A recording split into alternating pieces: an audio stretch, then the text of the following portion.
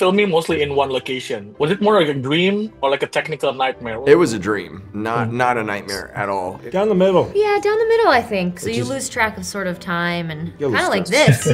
So you've done time loops, body swaps. Are you collecting ways to torture your character in the movie? Absolutely. That's my goal, is to torture characters and audiences. Hello! Ada yang terang, tapi bukan lampu. Ada yang merah, tapi bukan api. Itu loh, tombol subscribe.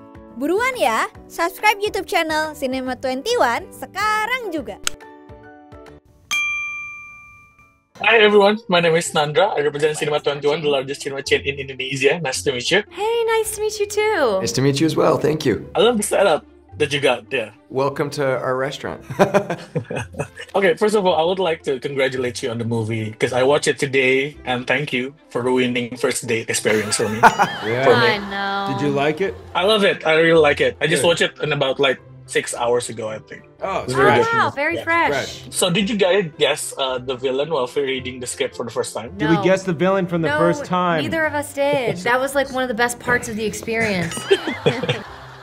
So what came first, the fear of dating apps concept or the restaurant thriller concept? I think it was a combination. The idea of the movie came from our producers who were on vacation and in a restaurant, and they started receiving airdrops from somebody in the room, and they couldn't figure out who was doing it, and they spent the whole night trying to solve that mystery, and they never did. But they walked out having this little concept of a movie, and then they brought the idea of it to our writers, to Chris and Jill, and they came up with the thriller aspect of the movie. And then I joined the movie after they wrote their very first script, the first draft. We all worked together to keep developing the movie as we went along. Okay, so here in Indonesia, we love like a good plot twist movie. Good. What do you think make a good plot twist whodunit movie? Well, you got to be ahead of the audience. So just to go back to what we just said, it was like, you know, very strong selling point for the film script is that it was hard to guess the end. You don't want to get found out. So I think that's important.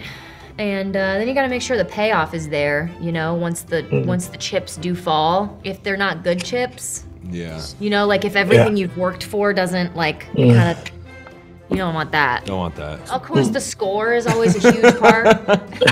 You know, the music, like the creates such a vibe and a, you know, there's a build up, right? Yeah. It tells the audience like how they're supposed to feel. Yeah. So I always think that's good. Having twists and turns that don't feel unearned. They can't just be random and then you're like, wait, what? They have to be grounded in the reality of the movie so that when you make the reveal, it's like everything pulls into focus and everyone's like, oh, that's why that happened and that's why that person's doing that. You know what I mean? That to me is a good twist. And also being able to be ahead of the audience. It's the worst when you're watching a thriller and you're like, oh my God, it's that person. You know what I mean? Like, it's just like, it ruins it because you're just waiting for that. It's all about really smartly building the right kind of trap so that the audience gets caught off guard. One of the big thing in the movie is a meme, right? Like the drop meme and everything. How familiar are you with the meme that's being shared in the movie? First time seeing one, really. I had seen several of them before. You know, the one where it's like the guy walking with the girl and he's looking like that. I had seen that one. And then I had seen the one with the car that kind of like in the lane like that. Crazy exit, Those two were familiar to me. The other ones, not so much. Okay, so being a whodunit movie drop, of course you have like a lot of plethora of characters, right? Who broke character the most from giggling or maybe laughing on the set? Oh man, well, I mean, I'm not a character, but I was pretty bad. I had to I had a sweatshirt always like around so that I could put it in my mouth in case anybody was really funny. And it was usually when Jeffrey was acting because he plays Matt, the waiter. Because Jeffrey Self is so funny in the movie. Basically, anytime he ever came up to the table as Matt. I talked with Chris earlier. He said he has to like keep a napkin to keep himself from laughing. Yeah, that's important when you're doing something that's so tense to have those moments of release. Yeah, it's just good to laugh. Yeah, I love to laugh. Yeah. And also I think it was fair because sometimes he was saying something that was funny that they could react to in a natural way. Yeah. When he finally walks away from the table the first time, like that's a real reaction. Like, oh my God, that guy's nuts. So yeah, I was the problem. Okay, so filming mostly in one location, like on your background, the restaurant. Was it more like a dream or like a technical nightmare? What was the challenging scene to shoot? It was a dream. Not a nightmare at all. Down the middle. Yeah, down the middle, I think. Yeah. I mean, any chance you get a chance to do what we do, it's fucking great. I think there were definitely more positives to it than there were negatives in the end. There's difficulties to it. Just simply sitting in the same chair every day. I mean, you put anyone in the same exact chair in the same exact outfit in the same exact building every single day. I mean, we don't have those types of jobs though, but there are people that do that, I guess. Yeah, but they usually have windows at least. We didn't have any windows in there. So you lose track of sort of time and Yellow stir crazy. Kind of like this.